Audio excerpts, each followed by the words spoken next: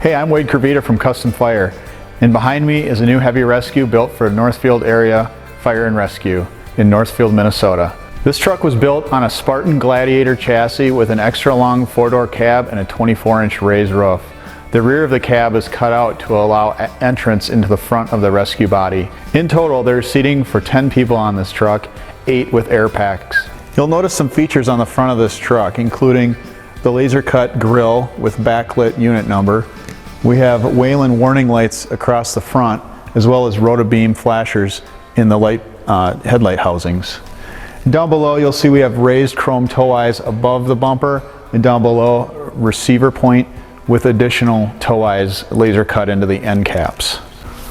On the top of the cab we have a FireTech high-vis wide low profile LED scene light, and then a Wayland Freedom bar above that. And you might also catch that the mirrors on the cab are actually different from side to side. We have a door mount on the driver's side and a cowl mount on the opposite side. Now the reason for that is that it allows the driver to get a good view through that rear view mirror without the officer blocking the view straight across the cab. As you've already noticed, this truck is a bright shade of blue.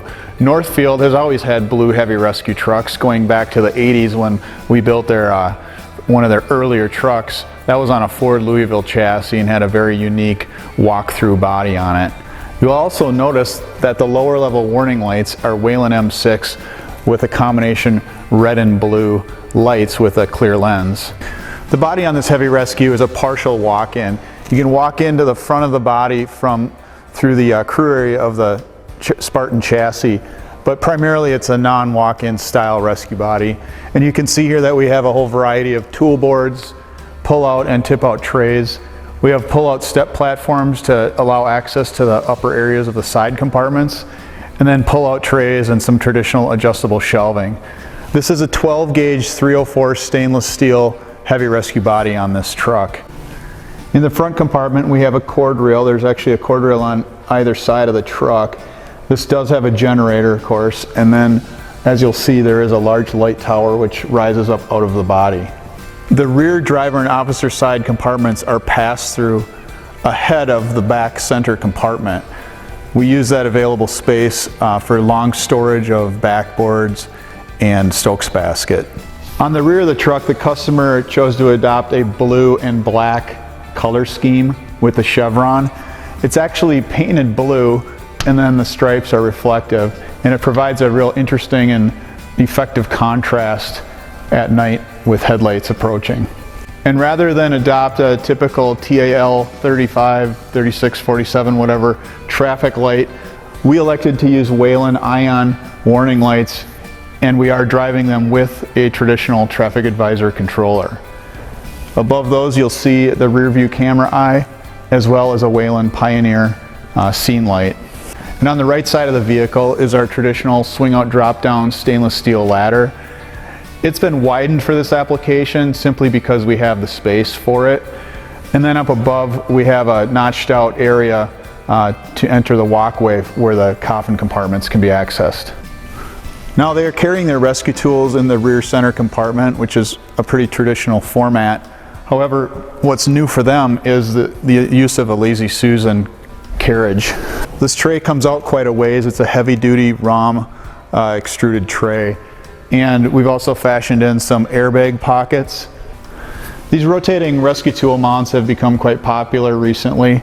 And on this one you can see that they have their cordless cutter, spreader, and then a ram. In the top of the rescue body in the rear section we have 3 coffin compartments and a nice walkway. This walkway has ample lighting on all sides as well as multiple floor drains because it will inevitably collect water or snow over its lifespan.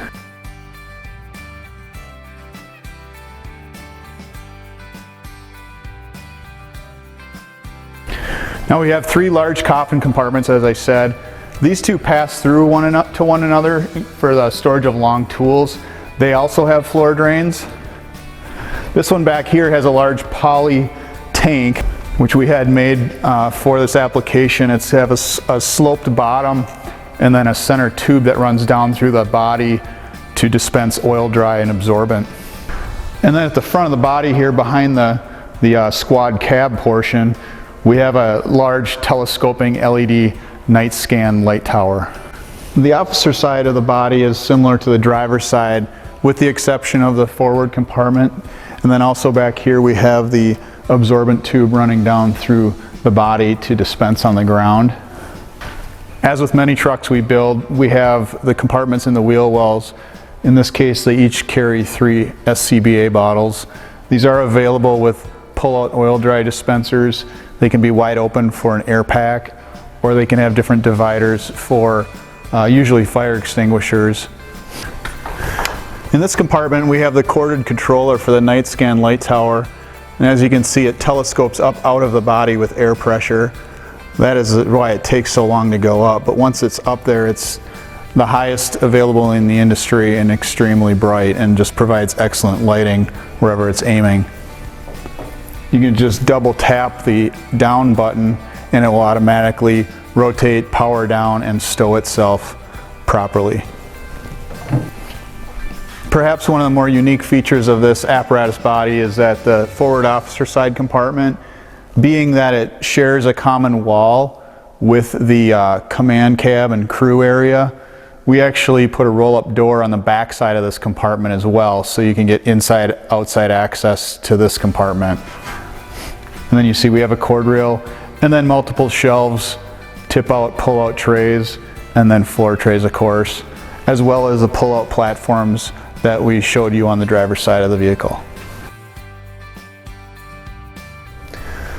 As you will see later on, this compartment is underneath a countertop, kind of a workstation area.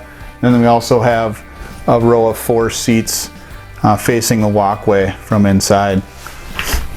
In here you'll see that we have the cord rail rewind button, as well as the deflation control for the seal that exists between the chassis cab and the body.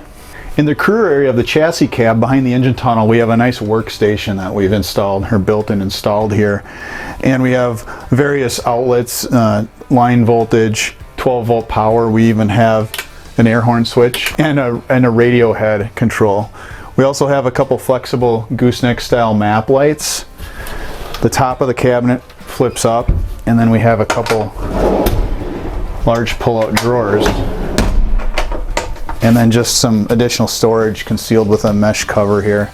We have a Vista display, which is really nice because it allows you to control all the various lighting on the truck, but it also will show you, like for example, the rear view camera. It'll show what's going on around the top of the truck, but then you can cycle through the different cameras around the truck to get a full view as well. What you might notice here is that I'm actually rotated at a bit of an angle. That's because Spartan allows us to install these seats at a 15-degree angle relative to the cab side wall.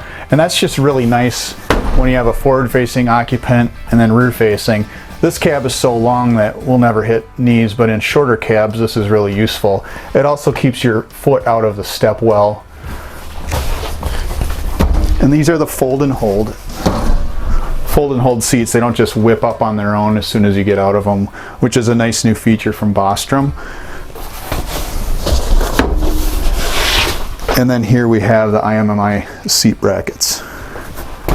So now I'm standing at the back or the tail end of the walk-in portion of the rescue body, and here you can see that we have 4 side-facing seats with the fold and hold seat bottoms and the Smart Dock style bottle brackets. We have an added air conditioning and heating unit here, a couple refrigerators, just some open storage space, a cabinet here with a mesh cover, and then the door that accesses the front officer side body compartment. It's very well lit in this environment, and it's soundproofed as well. Over here we have a stainless steel countertop, which will just come in handy for incident command or just any sort of operations on scene. We appreciate you taking the time to watch this video. We've been building heavy rescues like this for over 3 decades.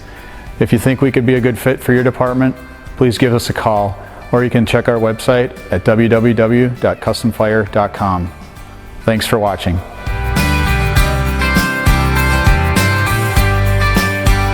Check out www. I don't even know what I've said. I feel like I should just start over. Yeah, I know, that was a bad one.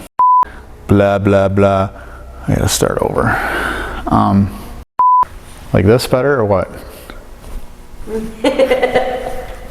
my God. Wayland M6. You'll also notice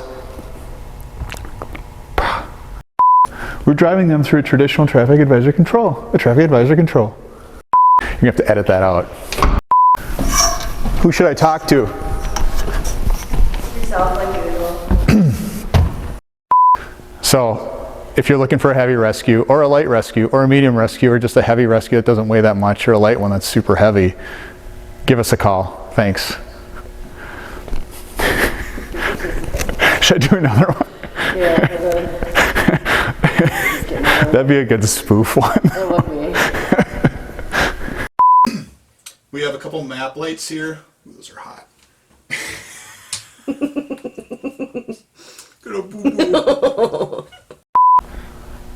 That was really good. Okay.